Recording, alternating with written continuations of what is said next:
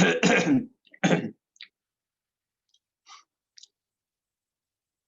الحمد لله نحمده ونستعينه ونستغفره ونعوذ بالله من شرور أنفسنا ومن سيئات أعمالنا من يهده الله فلا مضل له ومن يضلل فلا هادي له وأشهد أن لا إله إلا الله وحده لا شريك له وأشهد أن محمدا عبده ورسوله يا أيها الذين آمنوا اتقوا الله حق تقاته ولا تموتن إلا وأنتم مسلمون يا أيها الناس اتقوا ربكم الذي خلقكم من نفس واحدة وخلق منها زوجها وبث منهما رجالا كثيرا ونساء واتقوا الله الذي تساءلون به والأرحام إن الله كان عليكم رقيبا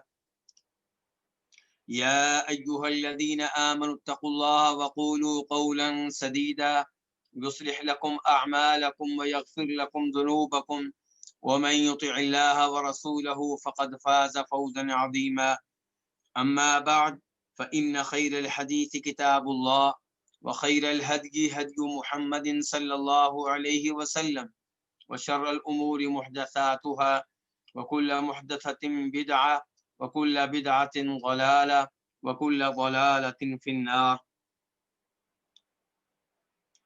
ہر قسم کی حمد و ثنا اللہ رب العزت کے لیے، اور کثرت سے درود و سلام ہو امام الانبیاء جناب محمد رسول اللہ صلی اللہ علیہ وسلم کی ذات اقدس پہ۔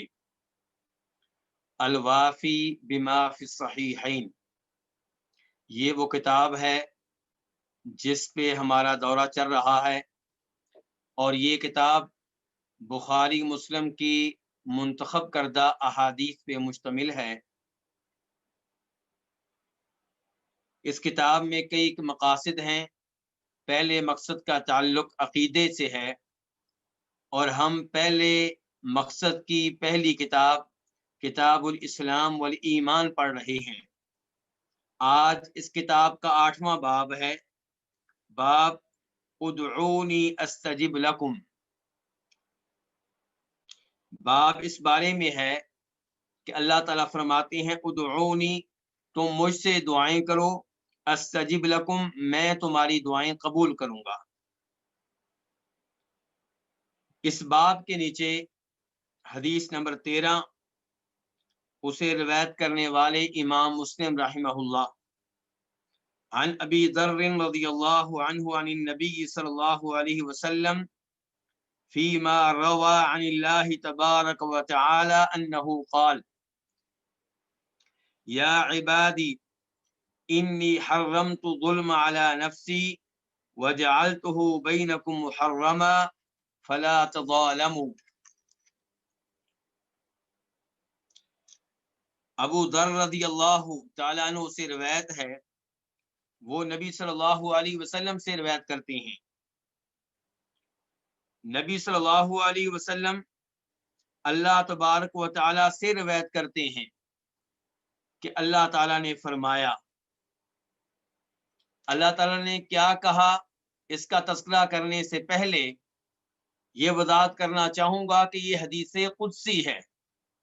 حدیث قدسی سے مراد وہ حدیث ہے جس میں نبی صلی اللہ علیہ وسلم کی بجائے خود اللہ تعالیٰ لوگوں سے مخاطب ہوتے ہیں۔ عام طور پہ احادیث نبویہ ہوتی ہیں، یعنی کہ نبی علیہ الصلوۃ والسلام لوگوں سے گفتگو کرتے ہیں، ان سے مخاطب ہوتے ہیں، انہیں اللہ کا پیغام پہنچاتے ہیں۔ لیکن حدیث قدسی وہ ہوتی ہے جس میں نبی صلی اللہ علیہ وسلم اللہ تعالیٰ سے روایت کرتے ہیں کہ اللہ تعالیٰ بندوں سے مخاطب ہو کر یہ کہہ رہے ہیں۔ تو یہ حدیث قدسی ہے جو ابھی ہم پڑھنے لگے ہیں۔ اللہ تعالیٰ فرماتے ہیں یا عبادی، اے میرے بندو، انی حرمت الظلم علی نفسی، یقیناً میں نے اپنے آپ پہ ظلم حرام کر دیا ہے۔ یعنی کہ اللہ رب العزت نے اپنے اوپر ظلم حرام کر دیا ہے، اللہ تعالیٰ کسی پہ ظلم نہیں کریں گے۔ اللہ نے اپنے آپ کو اس بات کا پابند کر دیا ہے کہ اللہ تعالیٰ کسی پہ کوئی ظلم نہیں کریں گے۔ فرمایا وَجَعَلْتُهُ بَيْنَكُمْ مُحَرَّمًا، اور میں نے اسے تمہارے مابین بھی حرام کر دیا ہے، یعنی کہ اللہ نے ظلم کو اپنے اوپر بھی حرام کر دیا اور لوگوں کے درمیان بھی ظلم کو حرام کر دیا۔ کسی بھی انسان کو اس بات کی اجازت نہیں ہے کہ دوسرے پہ کسی قسم کا ظلم کرے۔ فلا تظالموا، اس لیے تم ایک دوسرے پہ ظلم نہ کرو، چونکہ اللہ نے اپنے اوپر ظلم حرام کر دیا، بندوں پہ بھی ظلم حرام کر دیا، اس لیے فرمایا تم ایک دوسرے پہ ظلم نہ کرو۔ کوئی خاوند بیوی پہ، کوئی بیوی خاوند پہ ظلم نہ کرے، پڑوسی پڑوسی پہ ظلم نہ کرے، رشتہ دار پہ ظلم نہ کرے۔ ظلم کی کوئی بھی شکل جائز نہیں ہے، درست نہیں ہے۔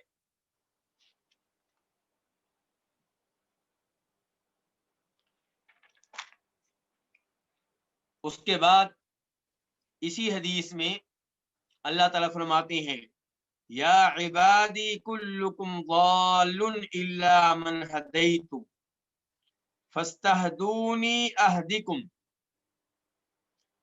اے میرے بندو تم سب کے سب گمراہ ہو سوائے اس کے جس کو میں ہدایت دے دوں۔ فاستہدونی، اس لیے تم مجھ سے ہدایت مانگو، میں تم کو ہدایت دوں گا۔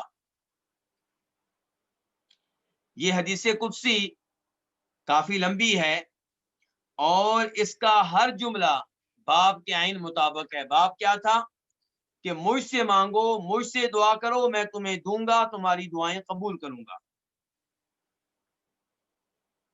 تو یہاں پہ اللہ تعالیٰ کہہ رہے ہیں کہ تم سارے کے سارے گمراہ ہو سوائے اس کے جس کو میں ہدایت دے دوں۔ تو ہدایت کا مالک کون ہوا؟ اللہ رب العزت۔ اور ہدایت دو طرح کی ہوتی ہے، ایک ہدایت توفیق، ایک ہدایت ارشاد۔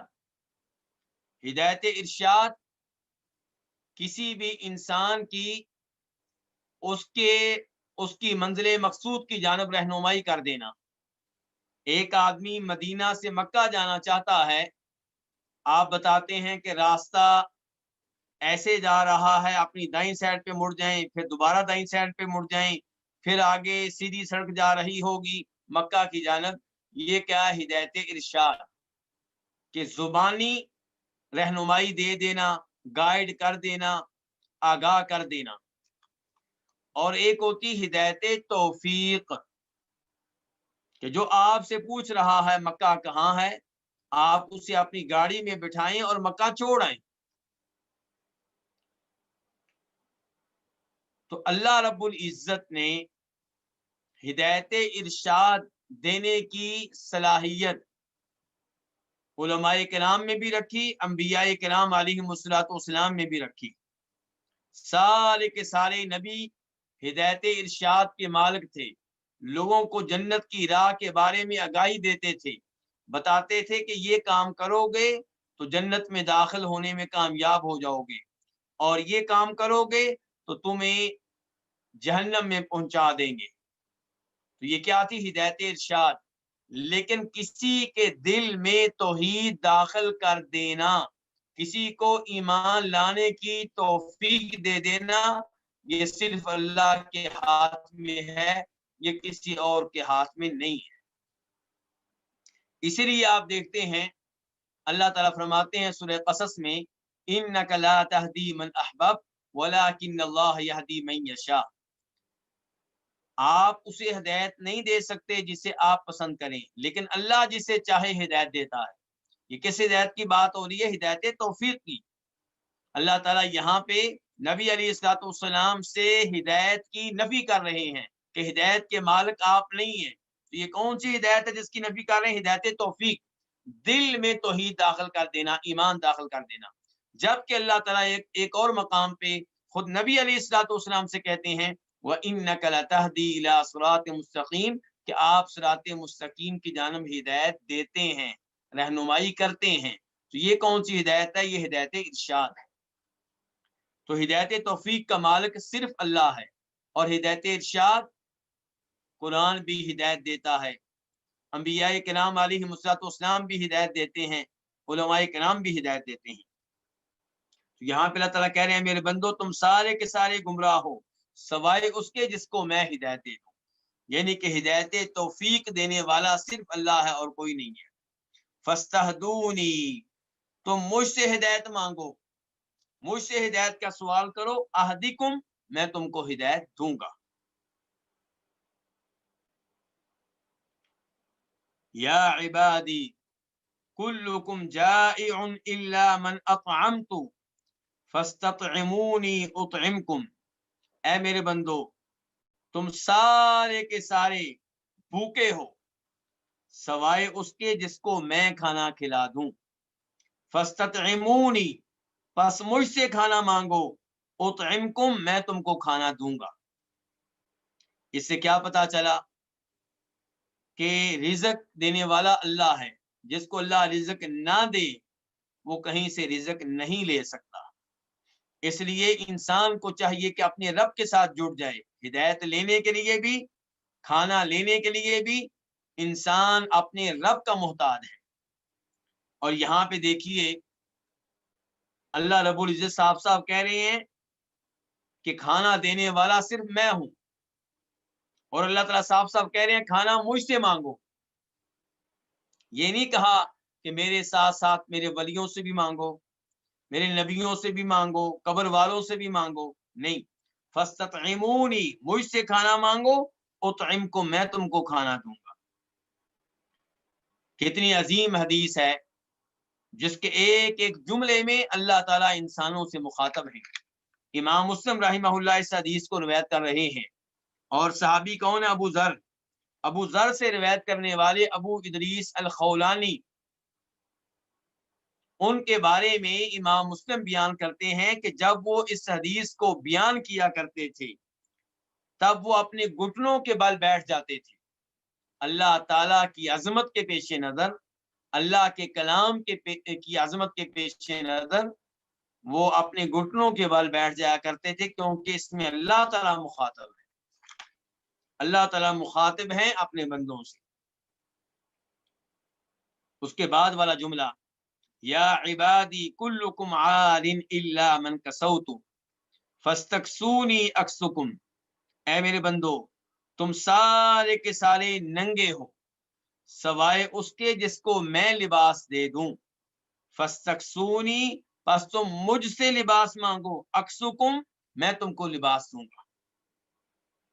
اللہ تعالیٰ اپنے بندوں کو اپنی ذات کے ساتھ جوڑ رہے ہیں۔ اللہ تعالیٰ کسی بھی جملے میں یہ نہیں کہہ رہے کہ لباس کی ضرورت ہو تو میرے فلاں نبی کی قبر پہ چلے جانا، اور کھانے کی ضرورت ہو تو میرے فلاں ولی کی قبر پہ چلے جانا، نہیں، اللہ تعالیٰ انسانوں کو اپنے ساتھ جوڑ رہے ہیں اور کہہ رہے ہیں کہ مجھ سے مانگو۔ اور ویسے بھی مانگنا کیا ہے؟ دعا عبادت ہے، تو اللہ تعالیٰ یہ پسند نہیں کرتے کہ اللہ تعالیٰ کے ساتھ عبادت میں کسی اور کو شریک کیا جائے۔ اس کے بعد یا عبادی انکم تخطئون باللیل والنہار، اے میرے بندو یقیناً تم دن رات خطائیں کرتے ہو، غلطیاں کرتے ہو، وَأَنَا أَغْفِرُ الذُّنُوبَ جَمِيعًا اور میں سارے کے سارے گناہوں کو معاف کر دیتا ہوں، فَاسْتَغْفِرُونِي اس لیے تم مجھ سے مغفرت طلب کرو، مجھ سے بخشش چاہو، اغفر لکم میں تمہیں بخش دوں گا۔ اللہ رب العزت ایک جانب بتا رہے ہیں کہ بندوں سے غلطیاں ہوتی ہیں اور ہوتی رہیں گی، دوسری جانب اللہ تعالیٰ بندوں کو مایوس کرنے کی بجائے حوصلہ دے رہے ہیں کہ مجھ سے رابطہ کرو، مجھ سے معافی مانگو، میں تمہیں معاف کر دوں گا، تمہیں بخش دوں گا۔ اس کے بعد اللہ تعالیٰ کہتے ہیں یا عبادی इन्नकुम लन तबलुगु दर्री फतदुर्रूनी वलन तबलुगु नफ़ई फतनफ़ऊनी। ऐ मेरे बंदो, तुम हरगिज मेरे नुकसान तक नहीं पहुंच सकते। यानी कि ये मुमकिन नहीं है कि कोई ऐसा दिन आए कि तुम अपने रब का कोई नुकसान कर सको, और ये भी मुमकिन नहीं है कि कोई ऐसा दिन आए तुम अपने रब को कोई फायदा दे सको। ना तुम, अल्लाह ताला कहते हैं, मुझे कोई फायदा दे सकते हो, ना तुम मेरा कोई नुकसान कर सकते हो। या इबादी, ए मेरे बंदो, यकीनन तुम मेरे नुकसान तक हरगिज नहीं पहुंच सकते। फतदुर्रूनी, कि तुम मुझे कोई नुकसान दे सको। वलन तबलुगु नफ़ई, और तुम कतन मुझे फायदा देने तक नहीं पहुंच सकते। फतनफ़ऊनी, कि तुम मेरा कोई फायदा कर सको।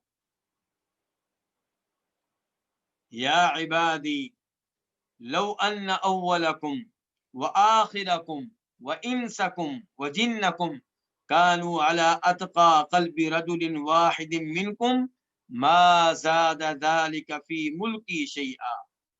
ऐ मेरे बंदो, अगर तुम में से पहला बंदा और तुम में से आखिरी बंदा, तुम में से इंसान और तुम में से जितने भी जिन, सब के सब तुम में से एक ही सबसे ज्यादा मुत्तकी आदमी के दिल पे हो जाए तो मा ज़ादा ज़ालिका फ़ी मुल्की शैआ, ये मेरी बादशाहत में कुछ भी इजाफा नहीं करेगा। इस जुमले का क्या मतलब है?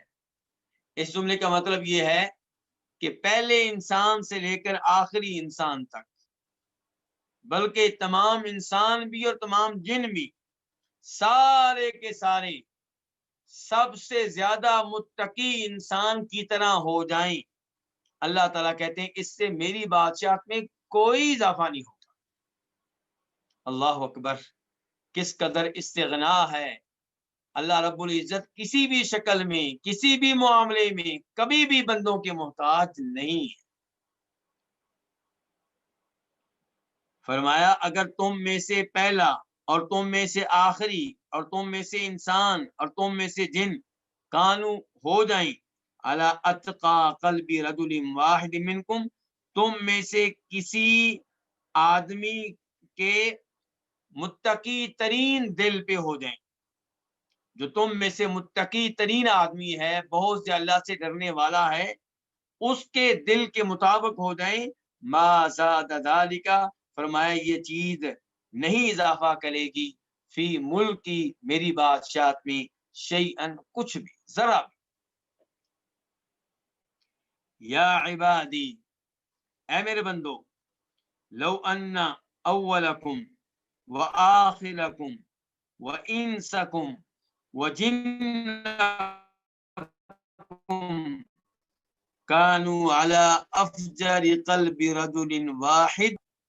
ऐ मेरे बंदो, अगर तुम में से पहला बंदा व आखिरकुम, और तुम में से आखिरी बंदा, व इंसुकुम, और तुम में से इंसान, व जिन्नकुम, और तुम में से जिन, कानू, वो हो जाएं, अला अफजर क़ल्बि रजुलिन वाहिद मिनकुम, तुम में से किसी फाजर तरीन आदमी के दिल पे हो जाएं, तो ये चीज मेरी बादशाहत में कुछ भी कमी नहीं करेगी।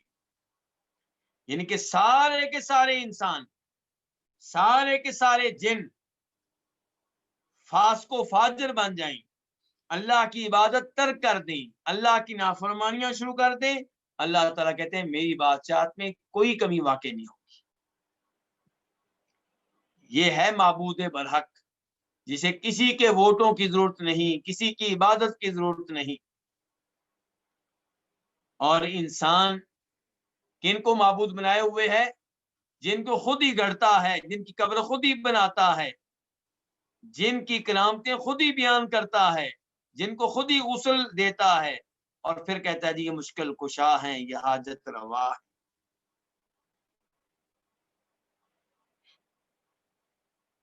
اس کے بعد والا جملہ فرمایا یا عبادی لو ان اولکم وآخرکم وانسکم وجنکم قاموا فی صعید واحد فسألونی فأعطیت کل انسان مسألتا ما نقص ذلك مما عندی الا كما ينقص المخيط اذا ادخل البحر۔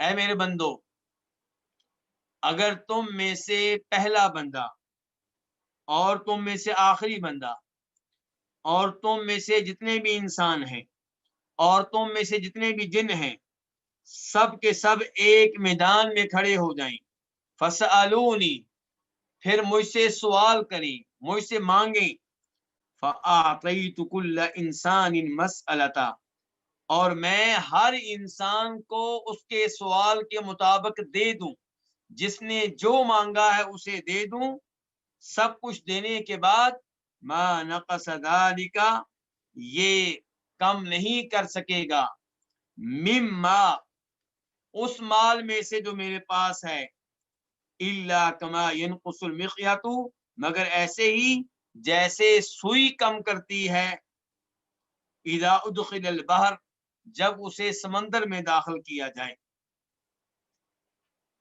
کیا مطلب ہے اس جملے کا؟ اگر کوئی آدمی سمندر پہ کھڑا ہو، اس کے ہاتھ میں سوئی ہو، سوئی کو سمندر میں ڈالے تو جب سوئی کو نکالے گا تو اس کے ساتھ کچھ نہ کچھ پانی بھی آئے گا، تو یہ پانی جو سوئی کے ساتھ آیا ہے، کیا اس کی وجہ سے سمندر کے باقی پانی پہ کوئی اثر پڑے گا؟ کوئی کمی واقع ہوگی؟ یقیناً کوئی کمی واقع نہیں ہوگی۔ اللہ تعالیٰ فرماتے ہیں کہ اگر میں ہر انسان کو وہ دوں جو وہ چاہتا ہے، اب ہر انسان کیا چاہتا ہے؟ میں کیا چاہوں گا، آپ کیا چاہیں گے؟ ہم میں سے ہر کوئی چاہے گا کہ میرے پاس بہت بڑا ملک ہو، پورے پاکستان کے برابر ہو، پورے انڈیا کے برابر ہو، پورے سعودیہ کے برابر ہو، پھر ہم چاہیں گے کہ میری اولاد کو بھی اتنا ہی ملک ملے، میری بیٹی کو بھی اتنی ہی سلطنت ملے۔ یہ سارے مطالبے ہر انسان کے اللہ رب العزت پورے کرتے چلے جائیں، اور انسان آپ گنے کتنے زیادہ ہیں اس وقت، اور کتنے زیادہ فوت ہو چکے، اور کتنے زیادہ وہ ہیں جو قیامت تک آنے والے ہیں۔ اللہ تعالیٰ کہتے ہیں ہر انسان کی حاجت میں پوری کر دوں، ہر انسان کو اس کے مطالبے کے مطابق میں دے دوں، بلکہ جنوں کو بھی دے دوں۔ سب کو دینے کے بعد میری بادشاہت میں کتنی کمی واقع ہوگی؟ فرمایا میری بادشاہت میں ایسے ہی کمی واقع ہوگی جیسے کوئی آدمی سمندر میں سوئی ڈال لے اور باہر نکال لے، تو اس سوئی کو ڈبو کر باہر نکالنے سے جتنی کمی سمندر کے پانی میں واقع ہوگی، اتنی ہی کمی میرے مال میں اور میرے خزانوں میں واقع ہوگی، یعنی کہ کوئی کمی واقع نہیں ہوگی۔ آپ اندازہ کریں اللہ کے خزانوں کا، آپ اندازہ کریں اللہ کی شہنشاہیت کا۔ ہم اس اللہ کو بھول چکے ہیں، ہم اس اللہ کو چھوڑ کے دائیں بائیں دھکے کھا رہے ہیں، ہم اس اللہ سے غفلت کا مظاہرہ کرتے ہوئے فوت شدگان کو مشکل کشا، حاجت روا، غوث اعظم قرار دے رہے ہیں۔ دیکھیے کتنی عظیم حدیث ہے، کیا اس حدیث میں کسی بھی جگہ اللہ نے کوئی گنجائش چھوڑی ہے کسی اور کے لیے؟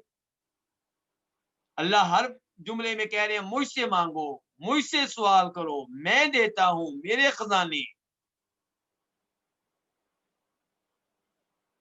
اس کے بعد آخری جملہ یا عبادی انما ہی اعمالکم احصیہا لکم، اے میرے بندو سوائے اس کے نہیں، یہ تمہارے اعمال ہیں جن کو میں تمہارے لیے محفوظ کر رہا ہوں، جن کو میں تمہارے لیے شمار کر رہا ہوں، جن کو میں تمہارے لیے محفوظ کر رہا ہوں، ثم اوفیکم ایہا، پھر میں تم کو یہ پورے دے دوں گا، یعنی کہ تمہارے اعمال کے مطابق تمہیں پورا بدلہ دوں گا، کوئی ظلم نہیں کروں گا، کوئی کمی نہیں کروں گا، کوئی زیادتی نہیں کروں گا۔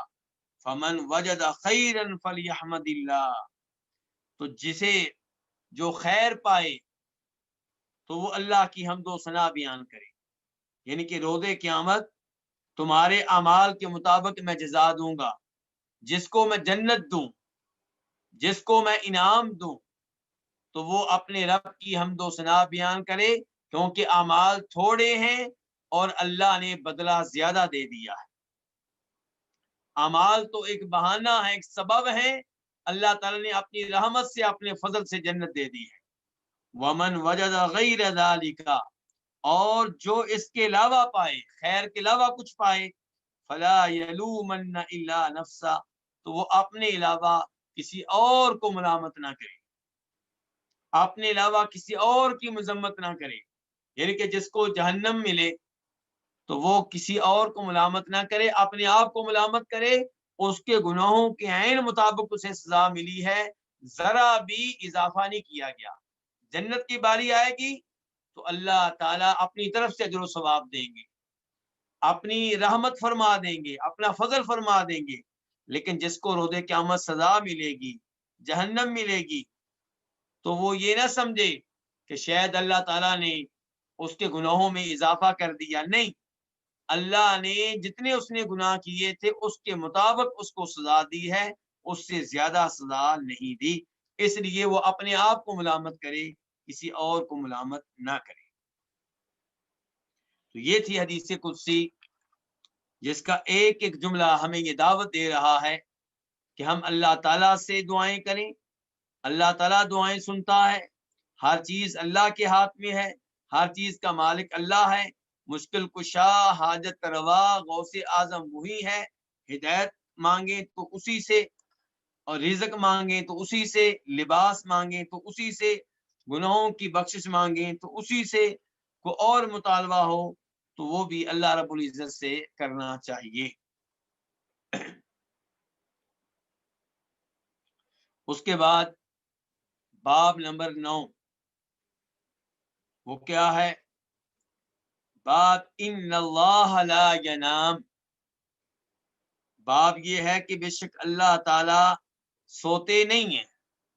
جی ہاں، آیت الکرسی میں بھی اللہ تعالیٰ فرماتے ہیں لا تأخذہ سنۃ ولا نوم، کہ اللہ رب العزت، نہ اللہ تعالیٰ پہ نیند طاری ہوتی ہے اور نہ اللہ تعالیٰ پہ اونگ طاری ہوتی ہے۔ تو اللہ تعالیٰ نیند سے، اونگنے سے، ان عیوب سے اللہ تعالیٰ پاک صاف ہے۔ اللہ تعالیٰ نیند کے محتاج نہیں ہے۔ انسان کمزور ہے، انسان مکمل ہوتا ہے جب وہ سوئے۔ جسے نیند نہیں آتی وہ ڈاکٹر کے پاس جاتا ہے، وہ حکیم کے پاس جاتا ہے، علاج کرواتا ہے۔ انسان نہ سوئے تو یہ مرض ہے۔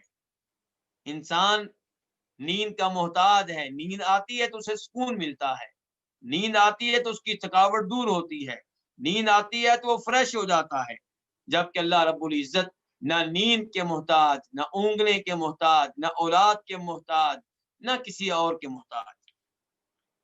تو فرمایا ان اللہ لا ینام، باب یہ ہے کہ اللہ تعالیٰ نہیں سوتے۔ حدیث نمبر 14 ہے، اور اس حدیث کو روایت کرنے والے بھی امام مسلم ہیں۔ عن ابی موسیٰ قال قام فینا رسول اللہ صلی اللہ علیہ وسلم بخمس کلمات، ابو موسیٰ اشعری کہتے ہیں کہ رسول اللہ صلی اللہ علیہ وسلم ہم میں کھڑے ہوئے 5 چیزوں کی تبلیغ کرنے کے لیے، 5 چیزوں کی تبلیغ کرنے کے لیے آپ لوگوں کے درمیان کھڑے ہوئے، یعنی کہ خطبہ ارشاد فرمانے لگے۔ فقال، چنانچہ آپ نے کہا ان اللہ عز وجل لا ینام ولا ينبغي له ان ینام، کہ اللہ رب العزت نہیں سوتے اور سونا اللہ تعالیٰ کے شیان شان بھی نہیں ہے۔ نہ اللہ تعالیٰ سوتے ہیں اور نہ ہی اللہ کے شان کے مطابق ہے کہ اللہ سوئیں۔ سونا اللہ کی شان کے برخلاف ہے، یہ تو عیب ہے، یہ کمزوری ہے، اور اللہ تعالیٰ کمزوریوں سے پاک ہے۔ اس کے بعد فرمایا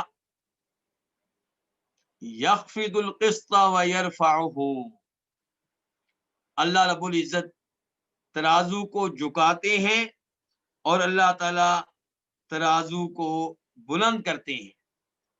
यानी कि तराजू किसके हाथ में है? अल्लाह के हाथ में है। अल्लाह ताला ही तराजू झुकाते हैं, अल्लाह ताला ही बुलंद करते हैं, अल्लाह ताला ही जिसको चाहते हैं वसी रिज़्क देते हैं और जिसका रिज़्क चाहते हैं तंग कर देते हैं। ये सारे उमूर अल्लाह ताला के हाथ में। युरफ़अु इलैहि अमलुल लैल क़ब्ल अमलिन नहार,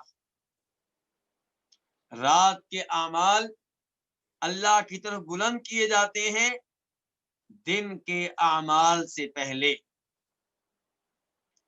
यानी कि इंसान अभी दिन के आमाल शुरू नहीं करता, उसके शुरू करने से पहले पहले ही रात के आमाल अल्लाह ताला के सामने पेश कर दी जाते हैं, अल्लाह ताला तक पहुंचा दिए जाते हैं।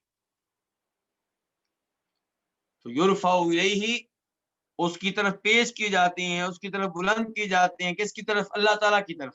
यानी कि अल्लाह के सामने पेश किए जाते हैं अमलुल लैली, रात के आमाल, क़ब्ल अमलिन नहारी, दिन के आमाल से पहले।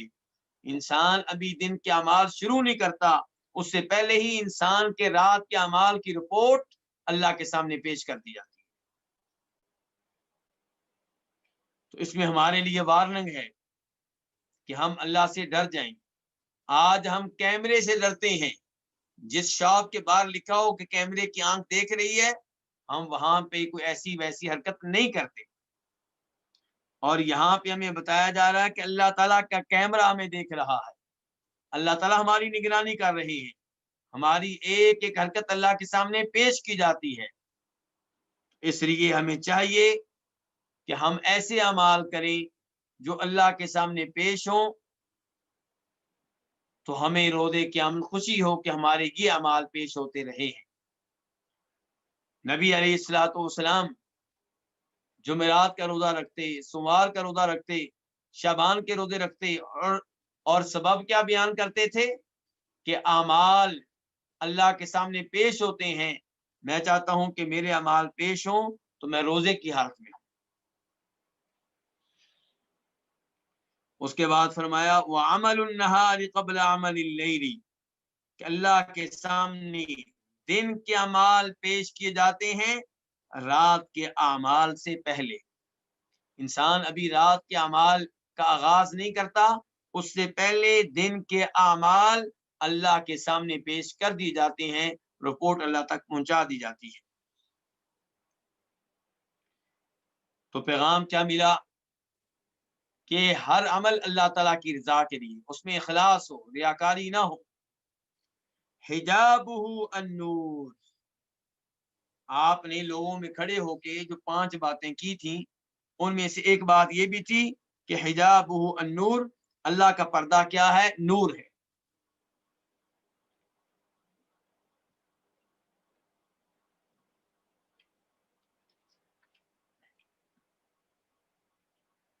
तो अल्लाह का हिजाब क्या है? नूर का हिजाब है। यानी कि मखलूक और खालिक के दरमियान जो पर्दा है वो किस चीज का है? नूर का पर्दा है। लौ कशफहु लअहरक़त सुबहाति वजहिही मंतहा इलैहि बसरुहु मिन खल्क़िही, अगर अल्लाह ताला इस पर्दे को हटा दे, यानी कि नूर के पर्दे को, अगर अल्लाह ताला इस पर्दे को हटा दे तो अल्लाह के चेहरे के अनवार हर उस चीज को, हर उस मखलूक को जला दे जिस मखलूक तक अल्लाह की निगाह पहुंच रही है।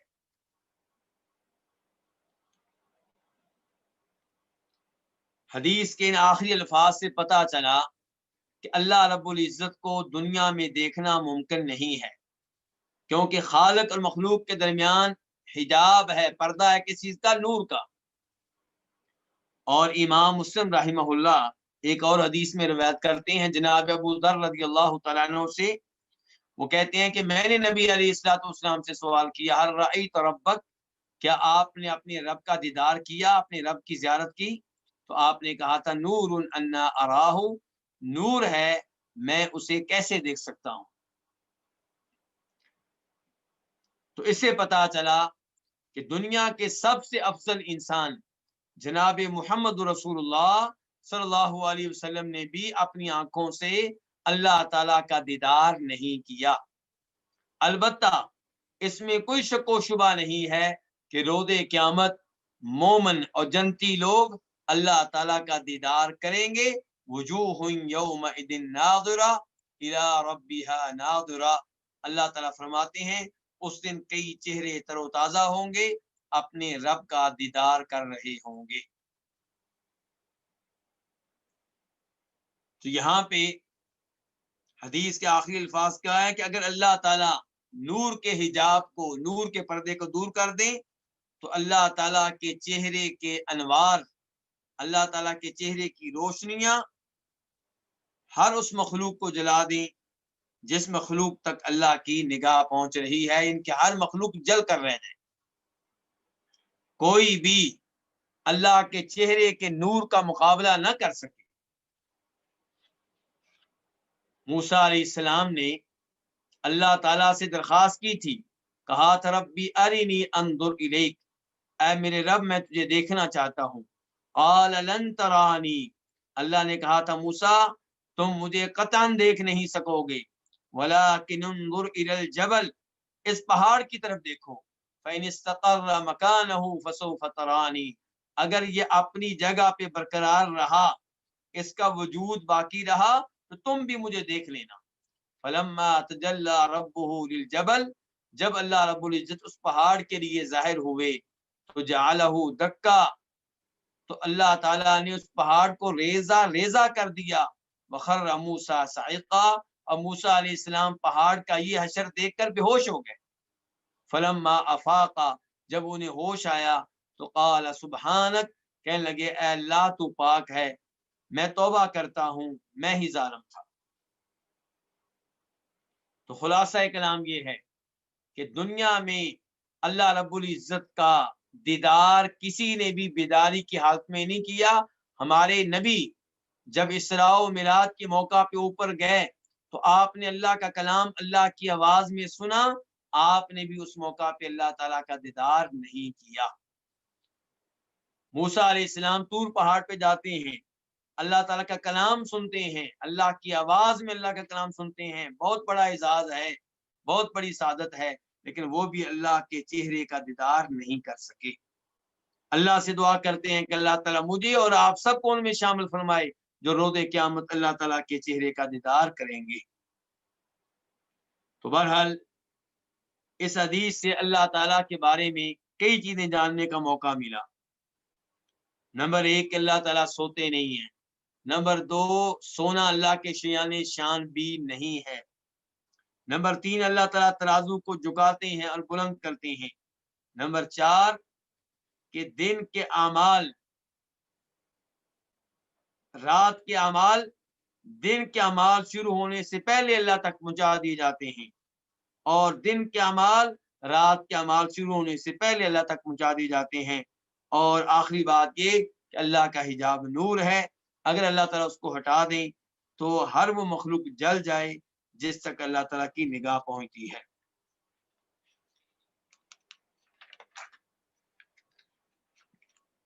اس کے بعد باب نمبر 10، باب صفت الصبری، کہ اس باب میں اللہ تعالیٰ کی صفت صبر کا بیان ہے، اور اس کے علاوہ جو اللہ تعالیٰ کی صفات ہیں ان کا بھی بیان ہے۔ باب صفت الصبری وغیرہا، کہ صبر کی صفت اور صبر کے علاوہ جو دیگر اللہ تعالیٰ کی صفات ہیں ان کا تذکرہ اس باب میں ہوگا۔ چنانچہ حدیث نمبر 15 اور اس کے 15 کے بعد لکھا ہوا قاف، یعنی کہ یہ وہ حدیث ہے جس کو بیان کرنے والے امام بخاری بھی ہیں اور امام مسلم بھی ہیں۔ عن ابی موسى الاشعری قال قال النبی صلی اللہ علیہ وسلم ما احد اصبر على اذى سمعه من الله يدعون له الولد ثم يعافيهم ويرزقهم. ابو موسیٰ اشعری کہتے ہیں کہ نبی صلی اللہ علیہ وسلم نے فرمایا اذیت ناک بات سن کر اللہ تعالیٰ سے بڑھ کر صبر کرنے والا کوئی بھی نہیں ہے. یدعون له الولد، لوگ اس کی طرف اولاد کی نسبت کرتے ہیں. ثم یعافیہم، وہ پھر بھی ان کو عافیت میں رکھتا ہے.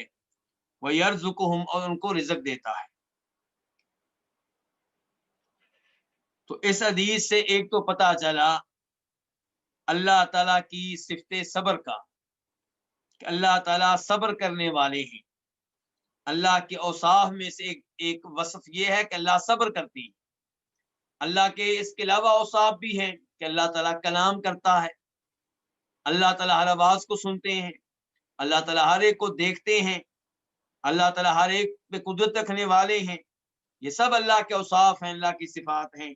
اور ایک صفت اللہ کی ہے کہ اللہ صبر کرنے والے ہیں. اللہ کتنا صبر کرنے والے ہیں؟ فرمایا اللہ سے بڑھ کر اذیت ناک باتیں سن کر صبر کرنے والا کوئی نہیں ہے. یعنی کہ ایسی ایسی باتیں کی جاتی ہیں جو باتیں اللہ کی شان کے خلاف ہیں. مثال کے طور پہ یہ کہنا مکہ والوں کا کہ فرشتے اللہ کی بیٹیاں ہیں. عیسائیوں کا یہ کہنا کہ عیسیٰ علیہ السلام اللہ کے بیٹے ہیں. یہودیوں کا یہ کہنا کہ عزیر اللہ تعالیٰ کے بیٹے ہیں. یہ سب باتیں ایسی ہیں کہ اللہ چاہے تو یہ باتیں کرنے والوں کو فوراً تباہ و برباد کر دے، انہیں اپنے عذاب کی لپیٹ میں لے لے، ان کی زندگی ختم کر دے. لیکن اللہ تعالیٰ صبر کرنے والے ہیں. اللہ تعالیٰ فوری طور پہ سزا نہیں دیتے، اللہ تعالیٰ مہلت دیتے ہیں کہ شاید بندہ توبہ کر لے، شاید بندہ رجوع کر لے.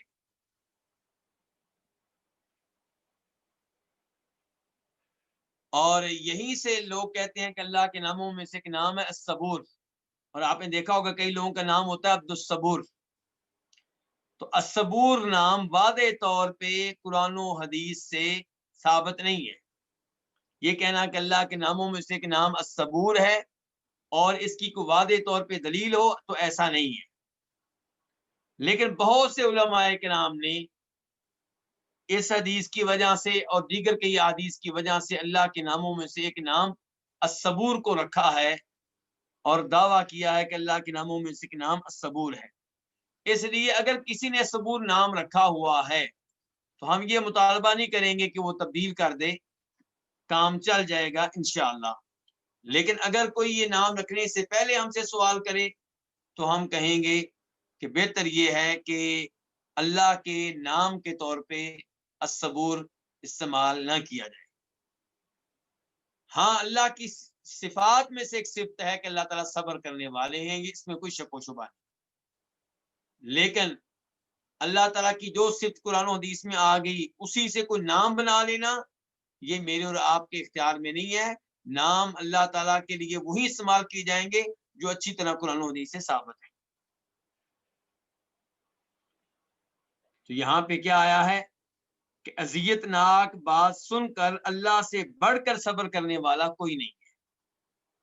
یدعون له الولد، لوگ اس کی طرف اولاد کی نسبت کرتے ہیں. ثم یعافیہم، وہ پھر بھی ان کو عافیت میں رکھتا ہے.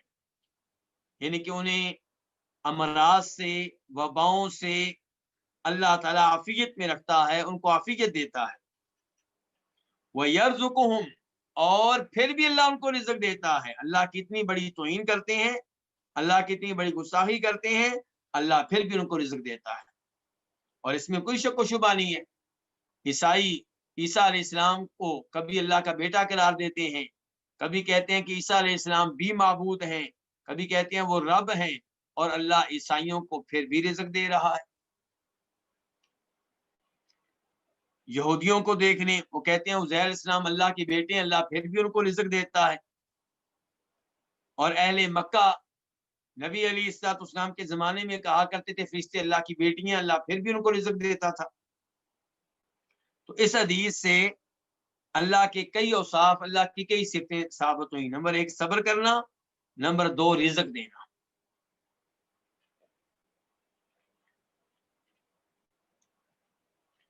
اس کے بعد حدیث نمبر 16، یہ بھی متفق علیہ ہے، کاف لکھا ہوا ہے، یعنی کہ یہ بھی وہ حدیث ہے جس کے اوپر امام بخاری امام مسلم کا اتفاق ہے۔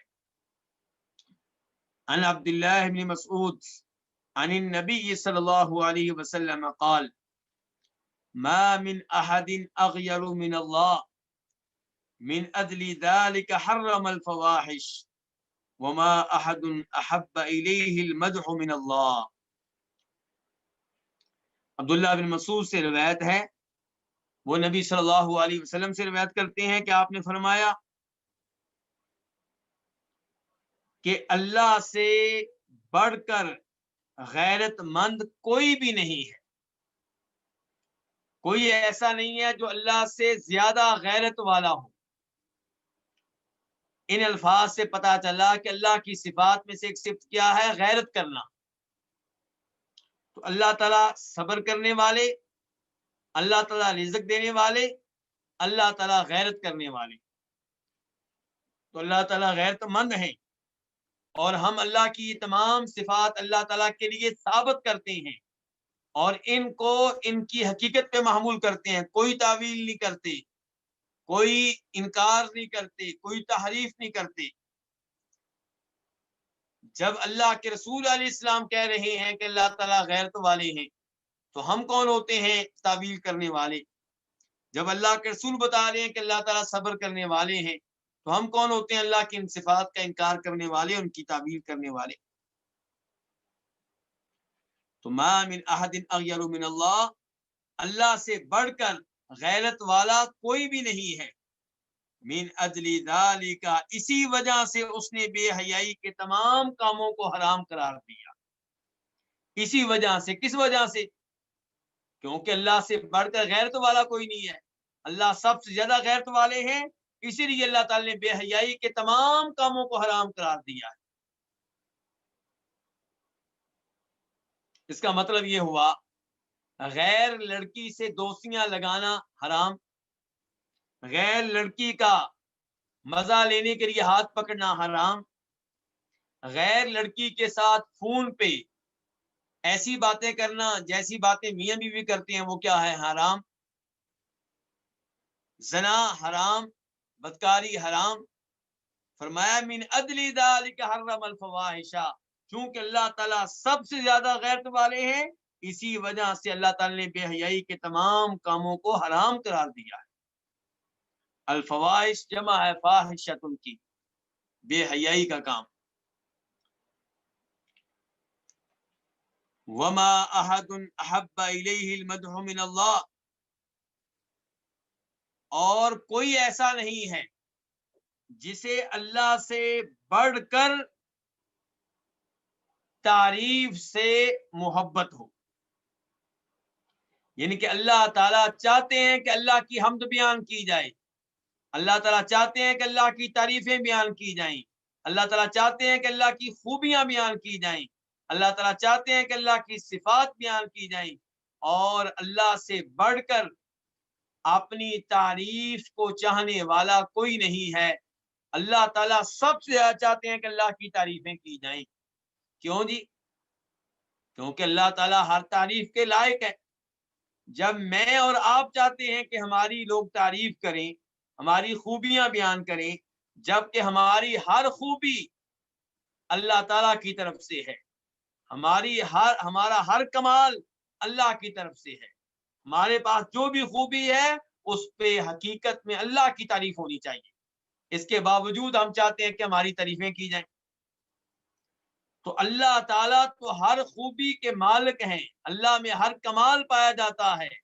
ان دنیا میں جتنی بھی خوبیاں ہیں، کسی بھی انسان میں کوئی خوبی پائی جاتی ہے، کوئی مہارت پائی جاتی ہے، کسی کے پاس کوئی نعمت ہے، کوئی اعزاز ہے، सब कुछ अल्लाह की तरफ से है। तो फिर अल्लाह ताला क्यों ना चाहें कि अल्लाह की खूबियां बयान की जाएं, अल्लाह की तारीफें बयान की जाएं। तो फरमाते हैं नबी अलैहिस्सलाम, वमा अहदुन अहब्बा इलैहि अलमदहु मिनल्लाह, कोई ऐसा नहीं है जिसे अल्लाह से बढ़कर तारीफ किए जाने से मोहब्बत हो। अल्लाह सबसे ज्यादा चाहते हैं कि अल्लाह की हमदो सना बयान की जाए, इसलिए जो अल्लाह के करीब होना चाहता है फिर वो क्या करे, वो अल्लाह की हमदो सना बयान करे। जब हमें बता दिया गया कि अल्लाह ताला चाहते हैं कि अल्लाह की हमदो सना बयान की जाए, अल्लाह की तारीफें बयान की जाएं, तो हम में से जो कोई चाहता है कि अल्लाह को राजी करे, अल्लाह के करीब हो, अल्लाह से जन्नत ले, अल्लाह की जहन्नम से बचे, अल्लाह के अज़ाब से बचे, उसे चाहिए कसरत से अल्लाह की हमदो सना बयान करे, बार बार अल्लाह की तारीफें करें, जितनी भी नेमतें आपके पास हैं उन्हें अल्लाह की तरफ मंसूब करें। कहें कि मुझे हर खूबी देने वाला अल्लाह, मुझे रिज़्क देने वाला अल्लाह, मुझे औलाद देने वाला अल्लाह, मुझे गुफ्तगू करने की सलाहियत बख्शने वाला अल्लाह, मुझे मदीना में रहائش देने वाला अल्लाह, मुझे हज कराने वाला अल्लाह, मुझे उम्रा कराने वाला अल्लाह। और साथ साथ फिर क्या कहें, अल्हम्दुलिल्लाह, और कहें कि मैं अल्लाह का शुक्र बजा लाता हूँ। फिर नमाजें पढ़ी ये सोच करके वो रब जिसने मुझे इतनी नेमतें दी हैं, मेरे ऊपर वाजिब है कि मैं उसके लिए नमाजें पढ़ूं, उसकी इबादत करूं।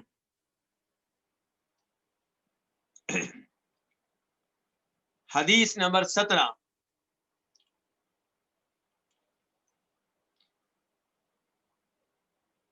ये हदीस भी उन हदीस में से एक है जिन्हें इमाम बुखारी और इमाम मुस्लिम दोनों ने रिवायत किया है। अन ज़ैद इब्न खालिद अल-जुहनी अन्नहु क़ाल सल्ला लना रसूलुल्लाह सल्लल्लाहु अलैहि वसल्लम सलात सुब्ह बिल हुदैबिया अला इथरी समाइन कानत मिन अल-लैला फलम्मा इंसरफ अक़बल अला अन्नास फ़क़ाल हल तदरून माज़ा क़ाल रब्बुकुम क़ालू अल्लाहु व रसूलुहु अअलम। ज़ैद बिन खालिद अल-जुहनी से रिवायत है, वो कहते हैं कि हमें अल्लाह के रसूल अलैहिस्सलातु वस्सलाम ने सुबह की नमाज हुदैबिया के मकाम पे पढ़ाई। हुदैबिया किसे कहते हैं? हुदैबिया को आजकल लोग शुमैसी कहते हैं। जब आप जद्दा से मक्का जाएं तो जो जगह शुमैसी आती है वो तकरीबन हुदैबिया का एरिया है। यहाँ पे नबी अलैहिस्सलाम क्यों थे? सन 6 हिजरी में आप अपने 1400 सहाबा किराम के साथ उम्रा के लिए गए थे, लेकिन मक्का वालों ने आपको और आपके सहाबा किराम को मक्का में दाखिल होने की इजाजत नहीं दी। आप इजाजत मिलने के इंतजार में हुदैबिया में ठहरे रहे, वहीं पे नमाजें पढ़ते थे और वहीं पे आपके साथ आपके अजीम सहाबा किराम थे। तो वहां का वाकया है कि ज़ैद बिन खालिद जुहनी कहते हैं कि हमें अल्लाह के रसूल अलैहिस्सलाम ने सुबह की नमाज पढ़ाई। कहाँ पढ़ाई? बिल हुदैबिया, हुदैबिया मकाम पे, यानी कि सन 6 हिजरी में। अला इथरी समाइन कानत मिन अल-लैला, उस बारिश के बाद जो रात को हुई थी। आपने फजर की नमाज पढ़ाई, उस बारिश के बाद जो रात को हुई थी, रात को बारिश हुई, सुबह फजर की आपने नमाज पढ़ाई। फलम्मा इंसरफा, जब आपने सलाम फेरा, जब आप नमाज से फिरे, अक़बल अला अन्नासी, तो आप लोगों की जानिब मुतवज्जे हुए। फ़क़ाला, और आपने कहा, हल तदरूना, क्या तुम जानते हो, माज़ा क़ाल रब्बुकुम, तुम्हारे रब ने क्या कहा है?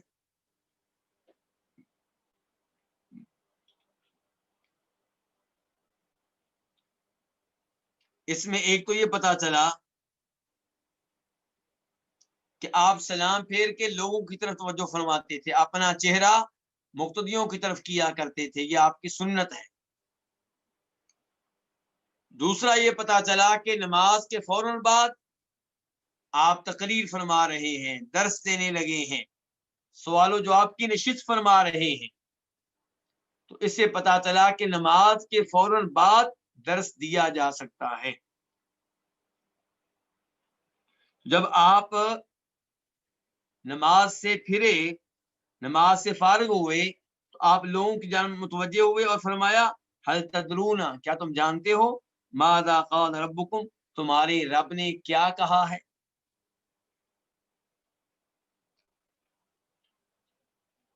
सहाबा किराम से आप सवाल कर रहे हैं, जबकि आपको मालूम है कि सहाबा किराम को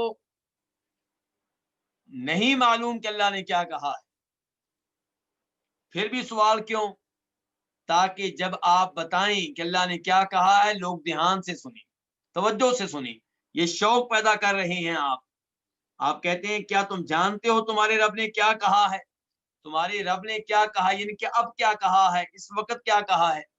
इससे पता चला कि अल्लाह ताला की सिफात में से एक सिफत क्या है कि अल्लाह कलाम करता है, और अल्लाह जब चाहता है, जिससे चाहता है, जो चाहता है कलाम करता है।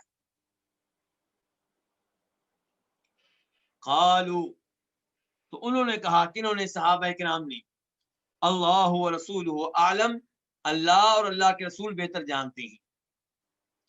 काला, तो आपने फरमाया, अस्बह मिन इबादी मुमिनुन व काफिर, फअम्मा मन क़ाल मुतिरना बिफ़ज़लिल्लाहि व रहमतिही फ़ज़ालिका मुमिनुन बी व काफिरुन बिल कौकब, व अम्मा मन क़ाल बिनौइ कदा व कदा फ़ज़ालिका काफिरुन बी व मुमिनुन बिल कौकब। चुनांचे आप फरमा रहे हैं कि अल्लाह ताला फरमाते हैं कि मेरे बंदों में से कुछ मोमन हो गए और कुछ काफिर बन गए। जिन्होंने कहा कि मुतिरना बिफज़लिल्लाहि व रहमती, हम पे बारिश बरसी है अल्लाह के फजल की वजह से और उसकी रहमत की वजह से, फ़ज़ालिका मुमिनुन बी, तो ये है मेरे ऊपर ईमान लाने वाला, व काफिरुन बिल कौकब, और सितारे का मुनकिर। यानी कि जिसने कहा है कि हम पे बारिश बरसी है अल्लाह के फजल से, अल्लाह की रहमत से, फरमाया ये है अल्लाह पे ईमान लाने वाला और सितारे का मुनकिर। वो अम्मा मन क़ाल बिनौइ कदा व कदा, और जिसने कहा फुला फुला सितारे की वजह से, यानी कि बारिश बरसी है, तो ये है मेरा मुनकिर और सितारे पे ईमान लाने वाला।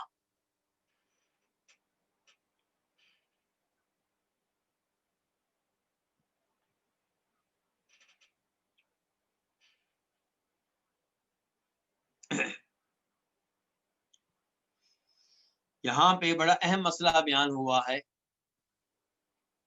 और इस हदीस से एक तो अल्लाह ताला की सिफ़त कलाम का पता चला कि अल्लाह ताला कलाम करते हैं, और अल्लाह ताला की सिफ़त रहमत का भी पता चला। उसके साथ साथ पता चला कि सितारों का मामला अकीदे के लिहाज से बहुत ज्यादा हसास है। सितारों की वजह से कई लोग ईमान से महरूम हो जाते हैं और कुफ्र व शिर्क में मुब्तला हो जाते हैं। अगर कोई ये कहता है कि सितारे ने बारिश बरसाई है, सितारे बारिश बरसाते हैं, तो वो आदमी काफिर हो जाता है, मुशरिक है वो। और अगर कोई आदमी कहता है कि सितारे के डूबने की वजह से, गुरूब हो जाने की वजह से, या उसके तुलू, फलां सितारे के तुलू हो जाने की वजह से बारिश बरसी है, तो ये क्या है, ये कुफर है, लेकिन बड़ा कुफर नहीं, छोटा कुफर है, कुफर असगर। पहले पहले जुमला क्या इस्तेमाल किया था कि सितारे ने बारिश बरसाई, जबकि बारिश बरसाने वाला अल्लाह है। तो जो बारिश बरसाने की निस्बत सितारे की तरफ करेगा तो वो क्या हो जाएगा, काफिर हो जाएगा, दीन इस्लाम से निकल जाएगा। और जो ये कहे कि फलां सितारा जब डूबा तो उसके डूबने की वजह से बारिश उतरी, या उसके तुलू होने की वजह से बारिश उतरी, तो ऐसा आदमी कुफर का इर्तिकाब करता है, लेकिन ये कुफर असगर है, कुफर अकबर नहीं। उसने ये नहीं कहा कि सितारे ने बारिश नाज़िल की है, वो कह रहा है कि जब फलां सितारा तुलू हुआ या फलां सितारा गुरूब हुआ, تو اس کی وجہ سے بارش نازل ہوئی، ان کے بارش نازل کرنے والا اللہ، لیکن ستارے کے غروب ہونے کی وجہ سے یا ستارے کے طلوع ہونے کی وجہ سے بارش نازل ہوئی، تو اس نے اس چیز کو سبب بنایا، اس چیز کو سبب قرار دیا جس کو اللہ نے سبب نہیں بنایا. تو یہ کام کیا ہے؟ یہ کفر ہے، لیکن کفر اصغر ہے. لیکن اگر کوئی آدمی کہتا ہے کہ جب فلاں ستارہ طلوع ہوگا تب بارش نازل ہوگی، تو اس میں کوئی حرج نہیں ہے. وہ یہ نہیں کہہ رہا کہ بارش ستارے نے نازل کی، نہ ہی وہ کہہ رہا ہے کہ ستارے کی وجہ سے بارش نازل ہوئی. وہ ٹائم بتا رہا ہے کہ جب یہ ستارہ طلوع ہوگا تب بارش نازل ہوگی، اس ٹائم بارش نازل ہوگی. تو اس میں کوئی حرج نہیں ہے.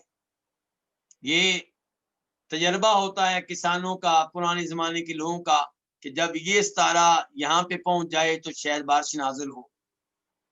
تو اس میں کوئی حرج نہیں ہے. لیکن اگر کوئی کہے کہ ستارے ذاتی طور پہ مؤثر ہیں، بارش اتارنے والے ہیں، میرا نصیب بنانے والے ہیں، میرے نصیب کو بگاڑنے والے ہیں، تو ایسا آدمی پکا کافر ہے اور کفر اکبر ہے. اور اگر کوئی کہتا، کسی کا عقیدہ یہ کہ بارش نازل کرنے والا اللہ، لیکن جب فلاں ستارہ طلوع ہوتا ہے تو وہ بارش نازل ہونے میں سبب بنتا ہے، تو یہ کفر اصغر ہے، کیونکہ وہ اس چیز کو سبب قرار دے رہا ہے جس کو اللہ نے سبب نہیں بنایا.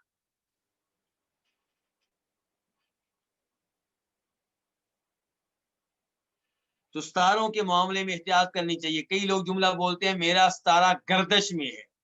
جب مصیبتیں آئیں، پریشانیاں آئیں تو کیا کہتے ہیں؟ جی اس کا ستارہ گردش میں ہے، یا وہ خود کہتا ہے میرا ستارہ گردش میں ہے. یہ کفری الفاظ ہیں، ایسے الفاظ سے دور رہا جائے.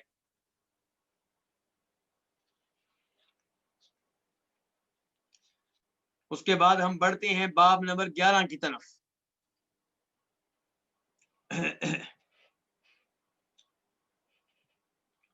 باب حلاوت الایمان و شعبہ،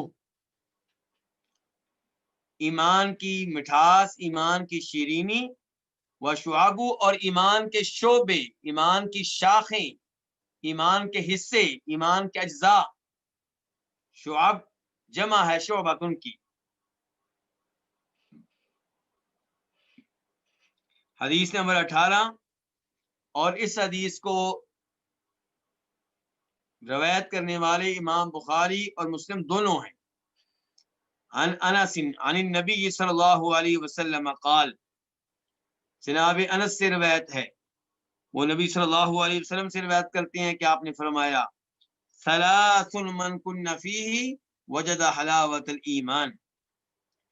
تین چیزیں ہیں، تین خصلتیں ہیں، من کن فیہ جس میں موجود ہوں گی، وجد حلاوت الایمان وہ ایمان کی مٹھاس کو پا لے گا، ایمان کی شیرینی کو پا لے گا.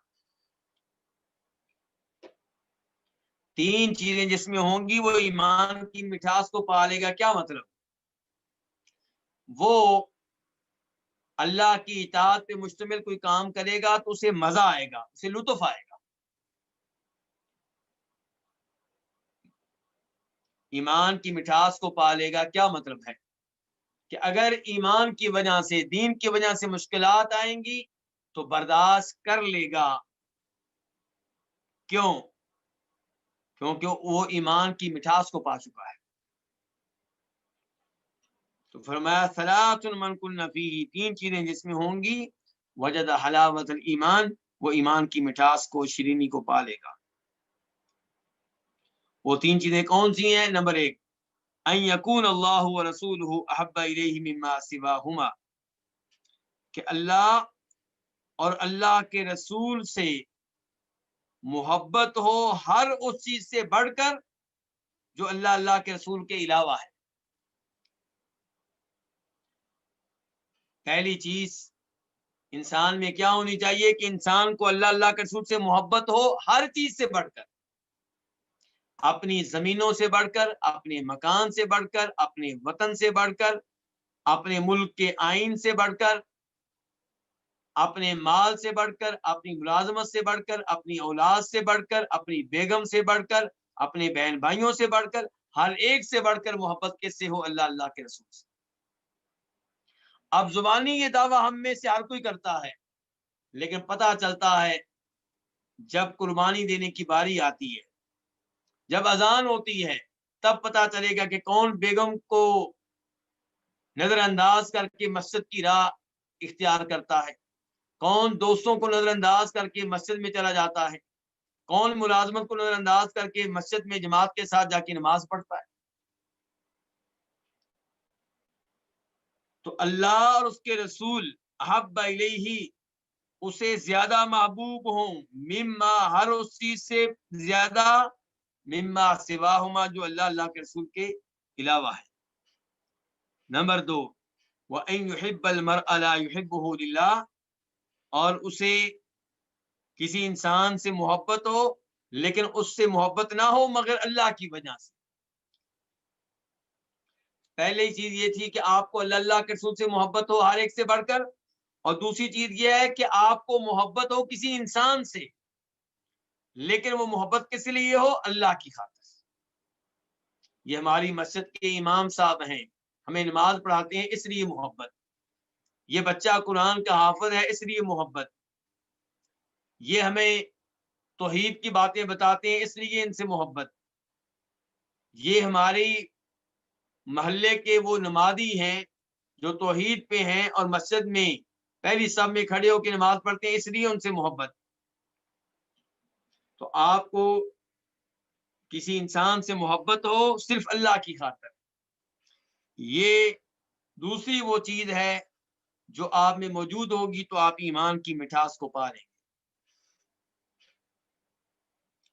نمبر 3، وَأَن يَكْرَهَ أَن يَعُودَ فِي الْكُفْرِ كَمَا يَكْرَهُ أَن يُقْذَفَ فِي النَّارِ،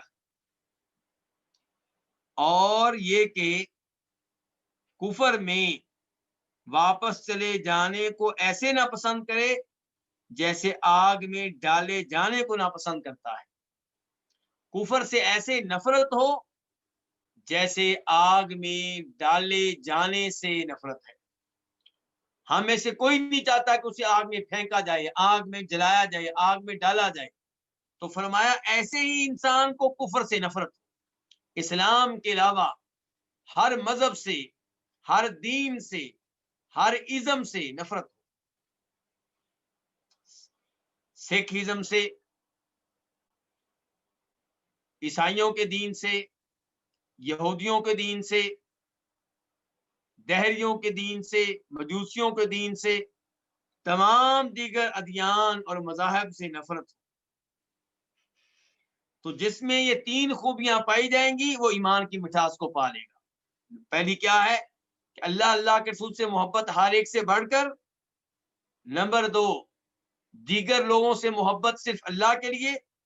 نمبر 3، کفر سے نفرت اتنی زیادہ جیسے انسان کو نفرت ہوتی ہے آگ سے، کوئی نہیں چاہتا کہ اسے آگ میں ڈالا جائے، ایسے ہی وہ کفر کو ناپسند کرتا ہو۔ جس کے ایمان کا لیول اتنا اونچا ہوگا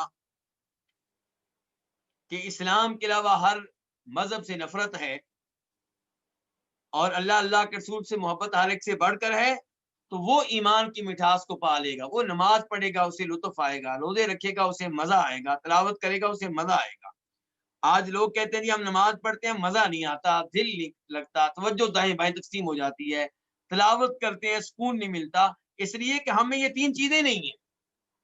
ہماری محبت اللہ اللہ کے رسول سے نعروں کی حد تک ہے، حقیقتاً نہیں ہے۔ اور اگر اللہ اللہ کے رسول سے محبت ہے بھی تو اس کا نمبر بہت بعد میں ہے۔ نماز کے لیے ہم تب تیار ہوتے ہیں جب کوئی اور کام نہ ہو۔ نماز کو قربان کرنے کے لیے ہم تیار بیٹھے ہیں، دوستوں کی خاطر، بیگم کی خاطر، بچوں کی خاطر، مال کی خاطر، ملازمت کی خاطر۔ اور ہم اسلام اور دیگر ادیان کو ایک مرتبے پہ رکھتے ہیں، ہم کہتے ہیں وہ بھی ٹھیک، یہ بھی ٹھیک، سب ٹھیک ہے۔ ہم یورپی ممالک کی نیشنلٹی لینے کے لیے فارم میں لکھ دیتے ہیں کہ ہم قادیانی ہیں۔ آپ اندازہ کریں ہمارے ایمان کا لیول کتنا کمزور ہے۔ اللہ کے رسول تو فرما رہے ہیں کہ آپ کے ایمان کا لیول اتنا اونچا ہونا چاہیے کہ آپ کو اسلام کے علاوہ دیگر ادیان اور مذاہب سے ایسے نفرت ہو جیسے آپ کو آگ میں ڈالے جانے سے نفرت ہوتی ہے۔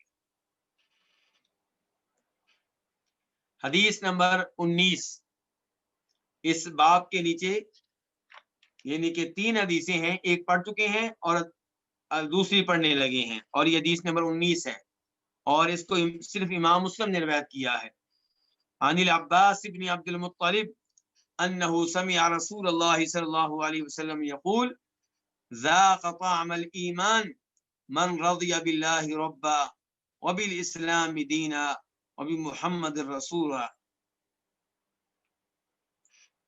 کہ اس نے ایمان کا ذائقہ چکھ لیا۔ حدیث بیان کرنے والے ہیں نبی علیہ الصلوۃ والسلام سے آپ کے چچا عباس بن عبد المطلب سے روایت ہے کہ انہوں نے نبی علیہ الصلوۃ والسلام کو یہ فرماتے ہوئے سنا کہ اس شخص نے ایمان کا ذائقہ چکھ لیا جو اللہ کے رب ہونے پہ راضی ہو گیا اور اسلام کے دین ہونے پہ راضی ہو گیا اور محمد کے رسول ہونے پہ راضی ہو گیا صلی اللہ علیہ وسلم۔ یعنی کہ جو اللہ کو رب مانتا ہے، رب مشکل کشا، حاجت روا، خالق، مالک، رازق، اس کو مانتا ہے اللہ کو، صرف اللہ کو، اور دین کسے مانتا ہے؟ صرف اسلام کو، اور رسول کسے مانتا ہے؟ جناب محمد کو۔ تو فرمایا اس آدمی نے ایمان کا ذائقہ چکھ لیا ہے۔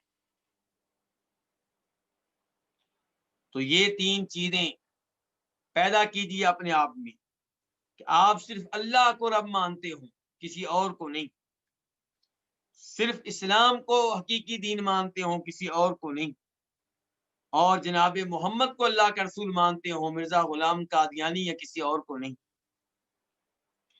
تو جس میں یہ 3 چیزیں ہوں گی وہ ایمان کے ذائقے کو چکھ لے گا۔ حدیث نمبر 20 قاف، یعنی کہ اس حدیث کے بیان کرنے پہ امام بخاری مسلم کا اتفاق ہے، دونوں اس کو روایت کرتی ہیں۔ عن ابی ہریرہ رضی اللہ عنہ عن النبی صلی اللہ علیہ وسلم قال الایمان بضع وستون شعبہ والحیاء شعبۃ من الایمان۔ جناب ابو ہریرہ سے روایت ہے، وہ نبی صلی اللہ علیہ وسلم سے روایت کرتے ہیں کہ آپ نے فرمایا ایمان 63 سے زائد شعبے ہیں، ایمان کے 63 سے زائد شعبے ہیں، شاخیں ہیں، حصے ہیں۔ گویا کہ نبی علیہ الصلوۃ والسلام نے ایمان کو ایک درخت سے تشبیہ دی ہے۔ تو ایمان ایک درخت ہے اور اس درخت کی کئی شاخیں ہیں۔ کتنی شاخیں ہیں؟ 60 سے زیادہ، 63 سے زیادہ۔ والحیاء شعبۃ من الایمان، اور حیا ایمان کے شعبوں میں سے ایک بڑا شعبہ ہے۔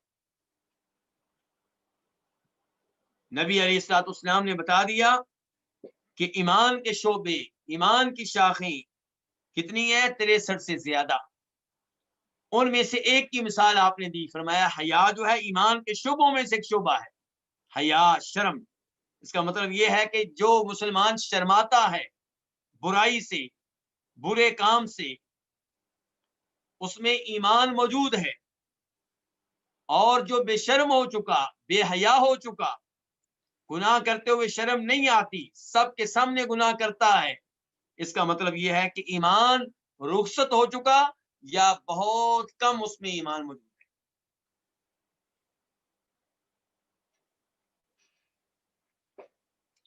آج غیر مسلم لوگ چاہتے ہیں کہ مسلمانوں سے یہ خوبی چھین لی جائے۔ کون سی خوبی؟ شرمانا۔ شرم و حیا مسلمان کا زیور ہے، خصوصاً مسلمان عورت کا۔ اس لیے ہمیں چاہیے کہ اپنے بچوں کو، اپنی بچیوں کو ان اداروں میں تعلیم کے لیے بھیجیں جن اداروں میں ان کے اس زیور کی حفاظت ہو سکے، ان کا حیا برقرار رہ سکے، اور وہ ادارے جہاں کوشش کی جاتی ہے کہ بچے بے شرم ہو جائیں، لڑکی کو لڑکے سے شرم نہ آئے، لڑکے کو لڑکی سے شرم نہ آئے، جہاں پہ اختلاط ہو، کو ایجوکیشن ہو، وہاں سے اپنے بچوں کو بچانے کی کوشش کریں۔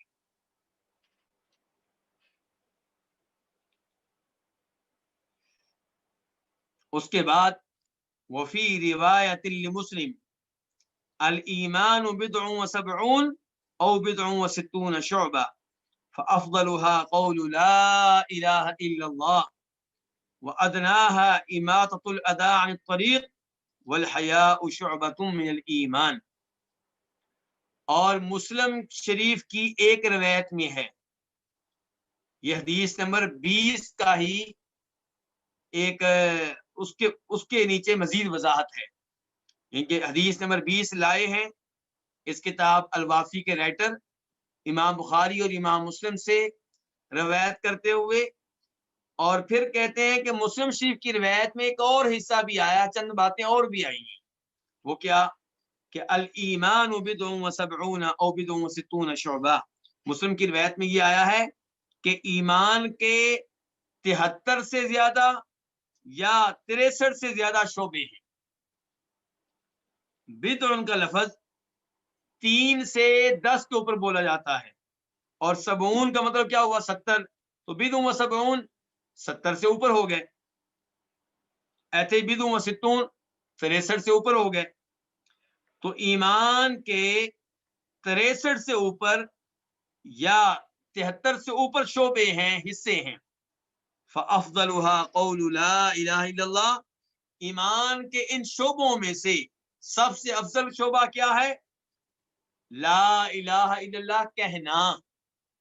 وَأَدْنَاهَا، اور ایمان کے شعبوں میں سے سب سے ہلکا شعبہ کیا ہے؟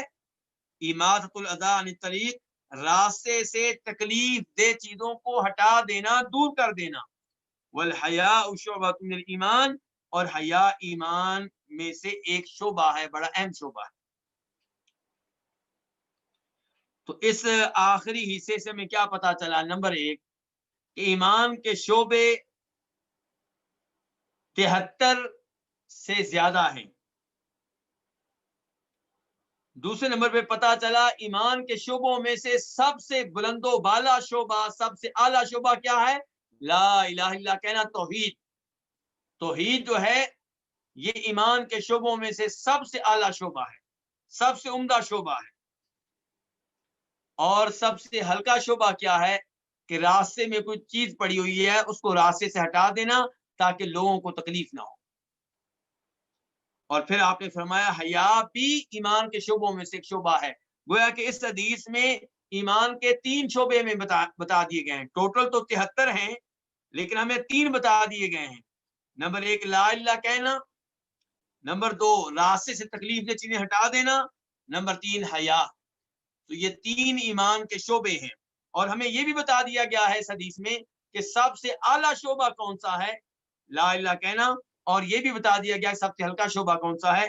تکلیف دہ چیزوں کو راستے سے ہٹا دینا۔ اس کا مطلب یہ ہے کہ جو راستے سے تکلیف دہ چیزوں کو ہٹا دیتا ہے یہ اس کے ایمان کی نشانی ہے۔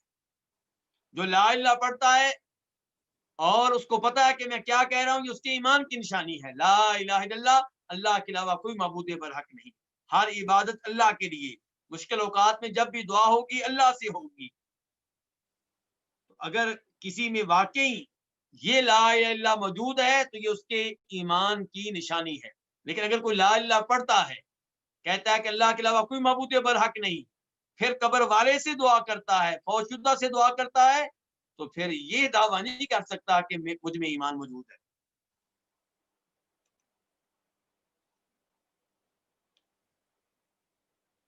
امام بہقی کی کتاب ہے شعب الایمان، ایمان کے حصے، اس کتاب میں انہوں نے یہ بتانے کی کوشش کی ہے کہ ایمان کے شعبے کون کون سے ہیں۔ جیسے یہاں حدیث میں 3 آئے ہیں، تو انہوں نے باقی شعبے بتانے کی بھی کوشش کی ہے اس کتاب میں۔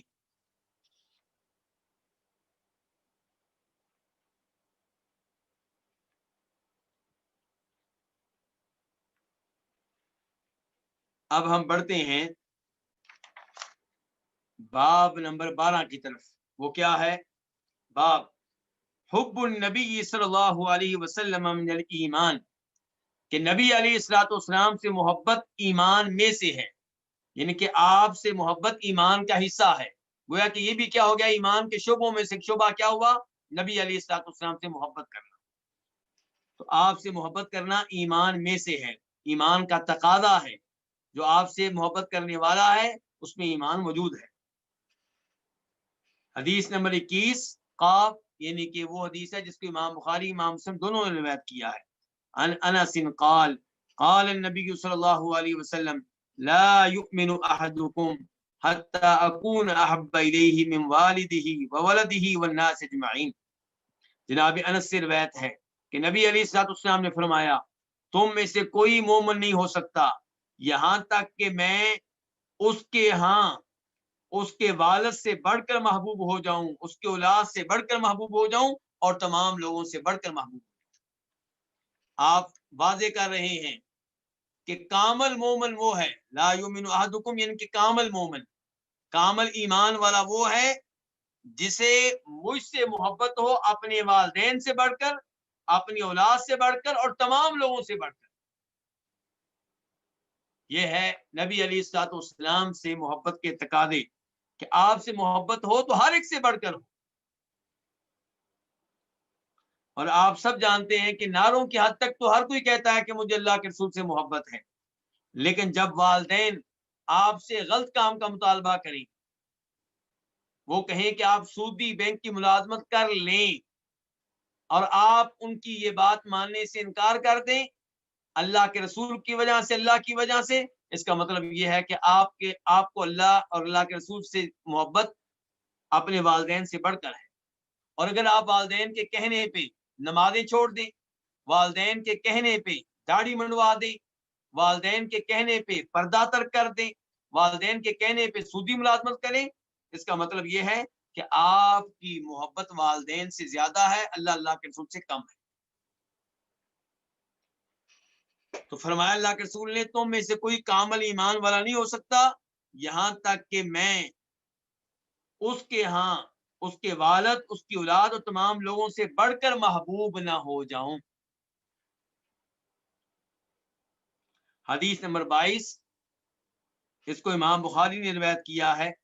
عن عبداللہ بن ہشام قال كنا مع النبی صلی اللہ علیہ وسلم وهو آخذ بید عمر بن الخطاب۔ عبداللہ بن ہشام سے روایت ہے، وہ کہتے ہیں کہ ہم نبی علیہ الصلوۃ والسلام کے ساتھ تھے جب کہ آپ عمر بن خطاب کا ہاتھ پکڑے ہوئے تھے۔ اس سے پتا چلا کہ نبی علیہ الصلوۃ والسلام کو جناب عمر فاروق سے کتنی محبت تھی۔ فقال له عمر، تو آپ علیہ السلام سے جناب عمر نے کہا، یا رسول اللہ، اے اللہ کے رسول، لأنت احب الی من کل شیء الا من نفسی، آپ مجھے ہر چیز سے بڑھ کر محبوب ہیں۔ لأنت، آپ، احب، زیادہ محبوب ہیں، الیہ، میرے ہاں، من کل شیء، ہر چیز سے بڑھ کر، الا من نفسی، سوائے میرے نفس کی۔ مجھے ان کے سب سے زیادہ محبت ہے اپنے آپ سے، اس کے بعد مجھے محبت آپ سے ہے، یعنی کہ آپ سے مجھے محبت اپنے والدین سے بڑھ کر، اپنی اولاد سے بڑھ کر، اپنے مال سے بڑھ کر، لیکن آپ سے زیادہ محبت مجھے اپنے آپ سے ہے۔ پہلا نمبر محبت میں میرا اپنا، اس کے بعد آپ کا ہے۔ تو جناب عمر فاروق کہہ رہے ہیں، لأنت احب الی من کل شیء، آپ میرے ہاں ہر چیز سے زیادہ مجھے محبوب ہے سوائے میرے نفس کے۔ فقال النبی، تو نبی علیہ الصلوۃ والسلام نے فرمایا، لا، نہیں عمر، ایسے تمہارا ایمان مکمل نہیں ہوگا۔ والذی نفسی بیدی، اس ذات کی قسم جس کے ہاتھ میں میری جان ہے، حتی اکون احب الیک من نفسی کا، یہاں تک کہ میں تمہارے ہاں تمہارے نفس سے بڑھ کر محبوب ہو جاؤں، یعنی کہ تمہارا ایمان تب مکمل ہوگا جب میں تمہارے ہاں تو تمہاری نفس سے بڑھ کر محبوب ہو جاؤں۔ جب تم مجھ سے اپنے نفس سے بھی بڑھ کر محبت کرو گے تب تمہارا ایمان مکمل ہوگا۔ فقال له عمر، تو آپ سے عمر نے کہا، فإنه الآن والله لأنت أحب إلي من نفسي، کہ بے شک اب اللہ کی قسم آپ مجھے میرے نفس سے بھی زیادہ محبوب ہیں۔ یعنی کہ پہلے جناب عمر فاروق کو اس مسئلے کا علم نہیں تھا. وہ سمجھتے تھے کہ میں اپنے بعد اللہ کے رسول سے محبت کر کے ایمان کا حق ادا کر رہا ہوں, ایمان کے آخری درجے پہ ہوں. اللہ کے رسول نے فرمایا نہیں, اگر تم چاہتے ہو ایمان کے آخری درجے پہ پہنچ جاؤ تو مجھ سے محبت اپنے نفس سے بڑھ کر کرو. جناب عمر فاروق نے فوراً کہا, سوچوں میں نہیں پڑے, فوراً کہا فَإِنَّهُ الْآنَ, کہ بے شک اب, واللہ اللہ کی قسم, لَأَنْتَ, البتہ آپ, احب الیہ من نفسی, مجھے میرے نفس سے بھی زیادہ محبوب ہیں. فقال النبی صلی اللہ علیہ وسلم, تو تب نبی علیہ السلام نے فرمایا الآن یا عمر, اب اے عمر, یعنی کہ اب اے عمر تمہارا ایمان مکمل ہوا ہے, اب تم نے محبت کا حق ادا کیا ہے, ایمان کا حق ادا کیا ہے. تو یہ دوسری حدیث پہلی حدیث کے مطابق ہی ہے کہ نبی علیہ الصلوۃ والسلام سے محبت ہر ایک سے زیادہ ہوگی اللہ کی ذات کے بعد. اور حدیث نمبر 23 جو اس باب کی تیسری حدیث ہے اور اسے روایت کرنے والے صرف امام مسلم ہیں. عن ابی ہریرہ ان رسول اللہ صلی اللہ علیہ وسلم قال من اشد امتی لی حبا ناس یکونون بعدی یود احدهم لو رآنی باہلہ ومالی, کہ میری امت میں مجھ سے بہت زیادہ محبت کرنے والوں میں سے کچھ لوگ ایسے ہوں گے, یکونون بعدی, جو میرے بعد آئیں گے. من اشد امتی لی حبا, میری امت میں سے مجھ سے سب سے زیادہ محبت کرنے والوں میں سے ناسن, کچھ لوگ ایسے ہوں گے, یکونون بعدی, جو میرے بعد میں ہوں گے, یعنی کہ میں دنیا سے جا چکا ہوں گا, میرے بعد میں آئیں گے. یود احدہم, ان میں سے ایک چاہے گا کہ لو رآنی, کہ وہ مجھے دیکھ لے, باہلہ ومالہ, اپنے اہل و عیال اور اپنے مال کے بدلے میں, اپنے اہل و عیال اور اپنے مال کے عوض میں.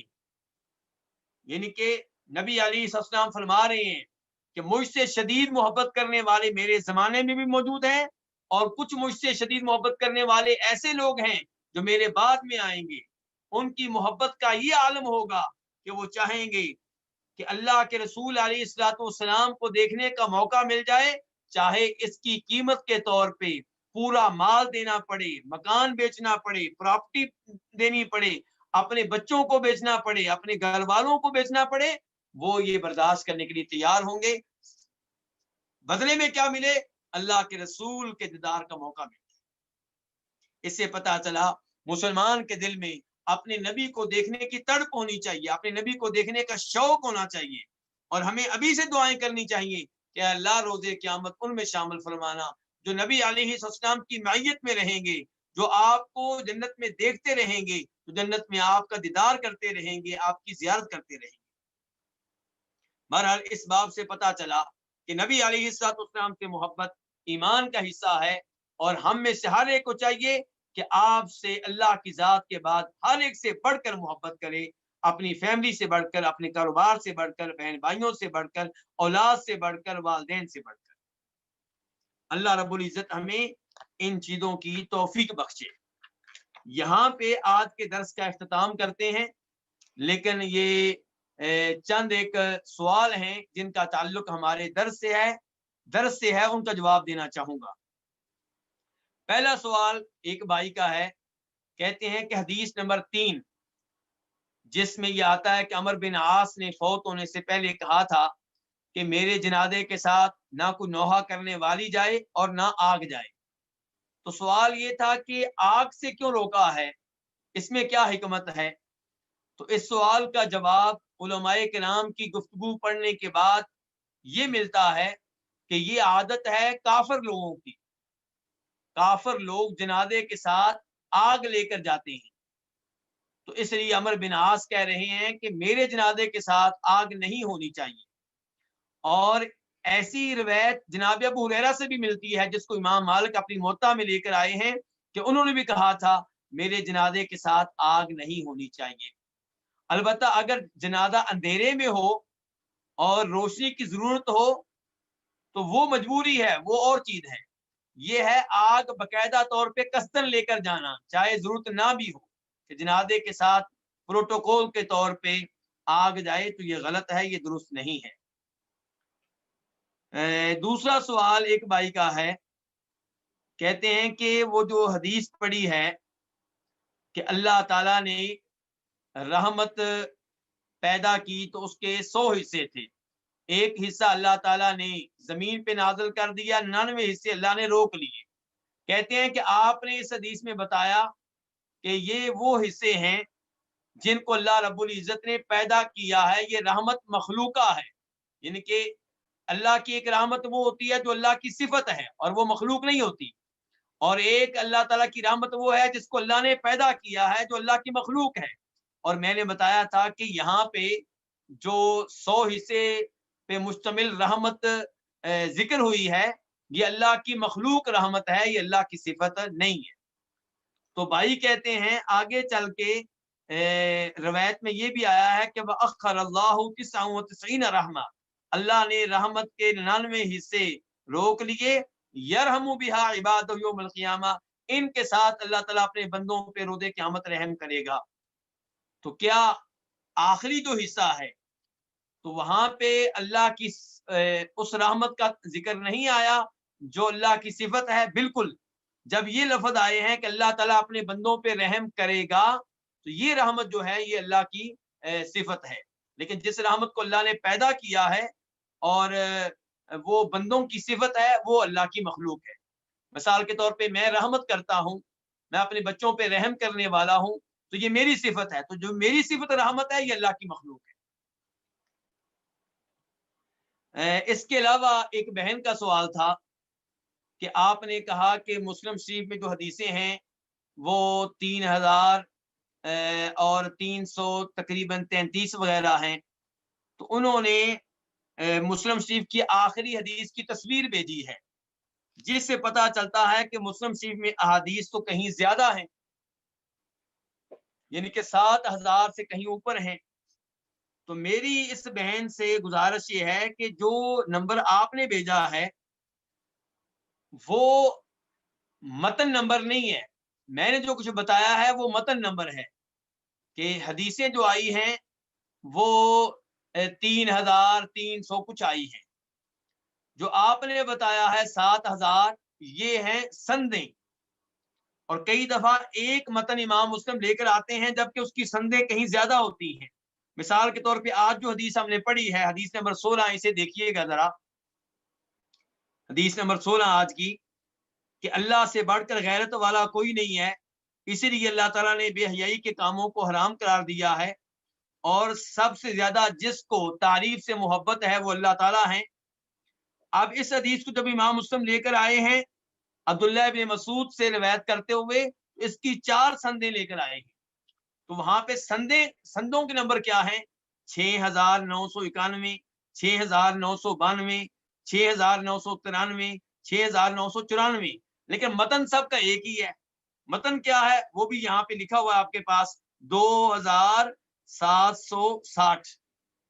تو ان چاروں کا متن ایک ہی ہے، حدیث یہ ایک ہی ہے، سندوں کے لحاظ سے یہ 4 بن گئی ہیں۔ تو جب آپ سندوں کی طرف دیکھیں گے تو وہ 7000 سے اوپر تک معاملہ جائے گا، اور جب آپ حدیث کی طرف دیکھیں گے تو وہ اتنی ہے جتنی میں نے بتائی ہیں۔ اللہ رب العزت سے دعا ہے کہ اللہ تعالیٰ ہمیں یہ احادیث سمجھنے کی توفیق عنایت فرمائے، اور اللہ تعالیٰ ہمیں اخلاص دے، اور ہم ایسے ہی دل جمعی کے ساتھ حاضر ہوتے رہیں۔ وآخر دعوانا الحمد للہ رب العالمین۔